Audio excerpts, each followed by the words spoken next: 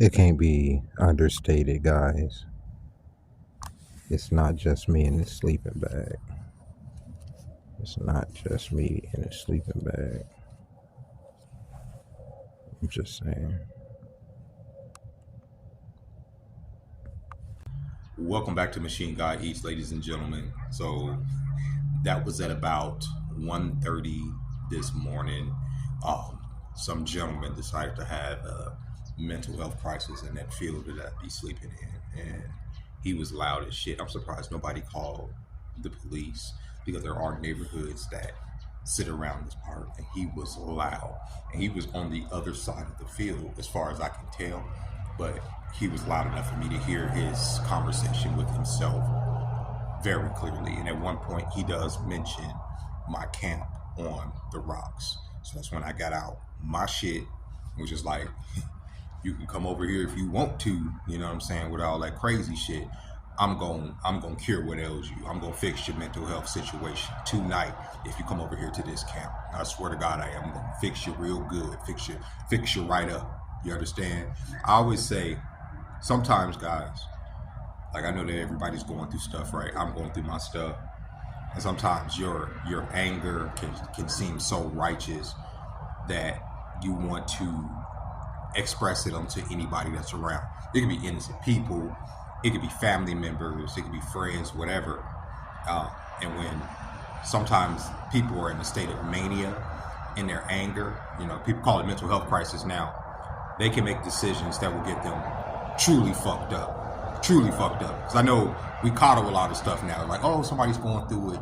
They're having a mental breakdown. We all having mental breakdowns. But one thing I keep in the back of my mind is at any point, somebody can fuck my shit up. And nobody cares if I'm having an episode. Nobody cares that I'm having a mental health crisis right now. If I'm being loud, belligerent, if I'm being threatening, right? And somebody feels like I'm encroaching upon their space, and they decide that they don't want me close to them because I'm acting a goddamn fool, and I end up being taken out of this world, then so be it. So be it. Oh well, should have acted right in public, right? This is the middle of the freaking night in a field in a neighborhood. So if you're in one of these houses over here, you could hear this crazy motherfucker outside your house screaming loud as hell. I mean, this man was screaming to the top of his lungs, "Fuck this shit, motherfucker!" I mean, crazy, like crazy on the bike path. That's what I be saying. When I see people, especially women, like young women, like walking in this park in the middle of the night, when it's crazy motherfuckers like that out here, it just baffles my mind. It's like some of y'all don't have no what is it, sense of self-preservation and no survival skills whatsoever. You understand what I'm saying? Because, like I say, in the darkness, whether you see them or not, there be monsters. Trust me, right? And if you're not ready to take on those monsters, then you will be food, right? That's why I say sometimes I come here. I don't know. It was a few nights ago. It was almost 12 o'clock. I'm going over to the camping spot, and I'm walking through this park. This park is empty. It's empty. Okay, it's just me, my shit. There's probably like a few other people in the cut. I'm obviously armed, okay, like like the motherfucking Matrix, right? And I'm in this park, and I see these two teenage girls just over here frolicking, just having a good time, just playing in the middle of that. I'm like, hold on, where are y'all parents? Number two, even as a teenage boy, okay, who was capable of defending himself to a certain degree at the time, you wouldn't call you couldn't have got me to walk through this spooky ass park in the middle of the night. But here you got these little girls, just like your sons out of shit, and yet where I'm hearing this dude, he had to be where I saw them, and where I seen this dude, he could have been about 150 yards away from where they would be at the same time, yelling, chilling, just acting the goddamn fool. But that's why that happened. So let's get started with the day. Hopefully the day is a little bit less eventful. Because of that, I end up freaking being up for an extra hour. So I'm really only running off for probably about 3 hours of sleep today. So hopefully it goes well. But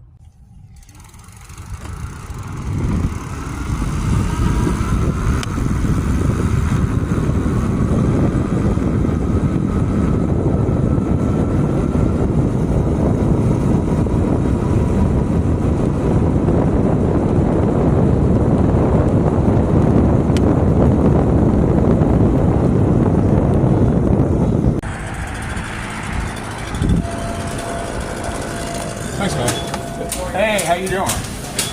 Can I get one of the honey bourbon backwaters?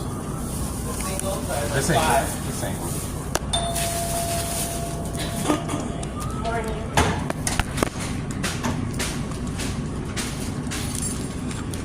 Oh, okay.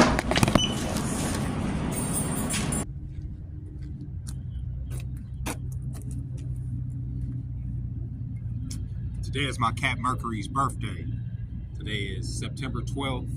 We got him last November, but I know his birthday.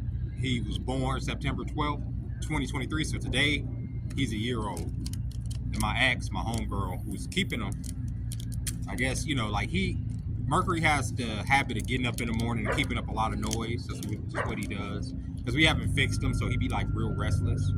And, I get up early anyway, so he's accustomed to me getting up with him and spoiling him and giving him treats and chasing him around and whatnot. But now that I'm not there, he's just been disturbing the house with getting up in the early morning, trying to wake everybody up because they don't get up there early. And my ex today, because I have to go by there because I left my bike lock over there. She asked me, can the lady that gave him to me keep him because she's tired of him. And I'm just like, bro, today's his birthday, bro. I don't want to hear this shit, bro. Like, that's why I didn't want to get a pet the entire time we were together, because I knew that once we broke up, she wasn't gonna want it, and I was gonna feel a certain way. And I'm gonna give y'all a little story time. So back in the day, when we left, the Midwest. I used to live in Milwaukee. When we left the Midwest, we pretty much left on a whim. My cousin Jesse Powell, he had got a record deal, so he moved a lot of us out to California. And when we moved, he was on tour. He just so happened to be in the city, and he came, and we just left, right? And at the time, I had a cat. The cat's name was Kirby. It was a Siamese cat, like a beautiful blue-eyed Siamese cat, one of the smartest cats that I've ever had, right? Just kind of like Mercury. Mercury is a Russian blue-hair cat, and he's like a very intelligent, loving, talkative cat, right? And that's a big part of the thing. But Kirby, she was a very intelligent animal, and I loved her. Like, right? She was like, gave me that emotional feedback that you would want from a pet. And so the day we left Milwaukee, I had to leave her just at the apartment, and that shit crushed me, along with my best friend and some other stuff. It just broke me, right? So like getting close to animals always hurts. Same thing with my family pet Skittles, like the cat I found for my family that they had for 16 years. I found him when he was a baby under a car. I love that cat to death. One of the best animals we ever had. And when he was younger, he was restless too, a lot like Mercury. He didn't want to sit still, and he would like to mess with cords. And this is around the time where the high definition TVs and stuff were becoming really popular. And I had like all my toys and stuff set up there, so he would irritate me fucking with the cords and the TV and all that. So I wanted to get rid of him. And my kid's mother, she said, okay, I'll get rid of him. But she didn't get rid of him. She ended up taking him to her auntie's house, where she ended up getting him fixed and all this other stuff. I had no idea. I thought they got rid of him. And then like a month later, he came back. He was so well behaved, and I felt so bad for even wanting to get rid of him. It was like he knew that we tried to get rid of him, right? And from that point on, I had said, if I ever get any animals, just his reaction, he knew. He knew. It wasn't like he didn't know. He may not be able to speak the language, but he knew that I was trying to get rid of him. So he came back, he behaved well. And I was like, these animals are a lot smarter than they lead on. And I love them. I love him. I love Skittles to death. And I had made up in my mind. I was like, if I ever get an animal again, I don't want to get rid of them. I have somebody keep them if I can. But I also didn't plan on being homeless again either. Last year when I got Mercury. And so the fact that I am now sucks, because now she wants to get rid of him, and I don't want that because I love that cat, and I knew I was going to get attached to whatever animal. You know what I'm saying? Like, if I know he's with them, it's cool, you know what I mean? But somebody else, I don't know. I'd rather take him. But like I was telling y'all, I have no plans on. I don't plan on getting no place right now, so I can't keep him. You know what I'm saying? I can't keep him out here on the streets with me. You feel me? So that just got me kind of in my feelings today. But happy birthday, Mercury. I love you, man. He didn't want to come out. Like I said, I went by there to get my lock. He didn't want to come out to say hi because, he's been up all morning trying to keep people up, so now he got to rest. You know what I mean? That's how the kitty does. But Yeah, it's just crazy, man. It's crazy. I'm saying, yo, it's like the world creates. I don't know how to put this. The world creates villains, right? Because you could take so much standing up, take so much standing up, and then the world kick you, you fall, and then while you're down, the world will continue to kick you and kick you and kick you. And at a certain point, you get mad, you get angry, right? And you should start saying, fuck a whole lot of things, right? As far as like, I would say moral barriers that you put in place for yourself to keep you right. You know what I mean? But after a certain amount of time, you following this strict code that you keep to yourself. Nobody else around you respect it. Nobody else around you follow that shit, right? And yet you end up in a desperate situation. And I ain't gonna say it's not a desperate situation. I keep saying that only because it's like the idea of standing on the street sounds desperate. But like I said, like at any moment I can say, all right, I'm done with this. But I don't want to. The desperate situation comes from in my mind. The desperate situation comes from the fact that I'm starting to hate all this shit, bro. I'm starting to hate y'all society and what it stands for. It stands for nothing but materialism. Nothing but materialism. Why do y'all even get pets or anything? Y'all only get them because they're accessories to y'all. Most of y'all motherfuckers don't love them. Or if y'all do, y'all probably worship them more than y'all love even people. Y'all are gross fucking people, bro. All around. I'm talking about America in general. Y'all sit up here and say this is the greatest country on the world. Why? Because everything's for fucking sale? Huh? We can prostitute every goddamn thing. That's why this is the greatest country in the world. We can sell everything. I can sell my body to y'all. You know what I'm saying? I can sit up here, get naked, and have OnlyFans and sell my body to y'all. And that's money making. That'll make me successful, right? That'll make me somebody. Today I crossed the threshold of 1,000 subscribers on my YouTube channel. That's a goal that I've been working towards for fucking over 10 years, right? I don't even give a fuck. I don't care. Not saying I don't care about the people watching the video. I appreciate y'all watching the video, but I don't give a fuck about making no money on social media or nowhere. I don't give a fuck about clout. I don't give a fuck about nothing. You know what I'm saying? This is what happens. You throw people away, bro. You just stop giving them. I don't give a fuck, bro. I'm at the point, honestly, right now, like I was telling my homegirl earlier. If somebody, like last night, with that nigga tripping in that park like that motherfucker would have came up on my side, I would have blew that motherfucker away. I would have blew his ass the fuck away and just walked the fuck off. I swear to God, I would have.